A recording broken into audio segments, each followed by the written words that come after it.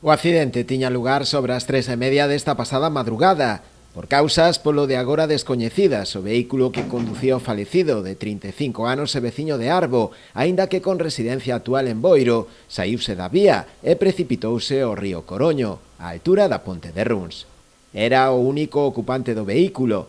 O coche quedou somerxido e emborcado. A súa chegada aos equipos de emerxencia tan só puideron certificar o seu falecemento. Recibimos unha chamada ás 4:20 da mañá, do 112, informando dun vehículo que se había precipitado ao río, aquí no río Coroño, na estrada que vai a Runs.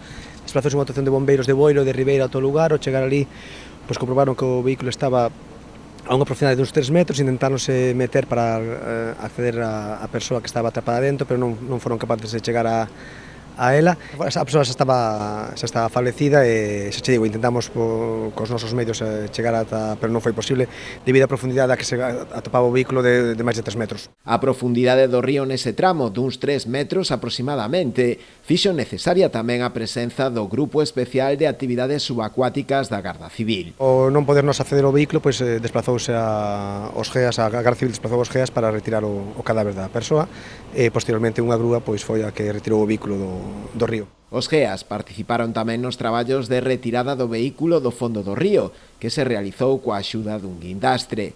Uns traballos que se prolongaron durante varias horas e que resultaron tamén laboriosos. Ademais do persoal dos parques de bombeiros de Boiro e Ribeira, ata o lugar desplazáronse tamén efectivos da Policía Local e de Protección Civil, así como tamén da Garda Civil e Tráfico. Este último foi ademais o encargado da realización do correspondente atestado, co fin de determinar as posibles causas do sinistro.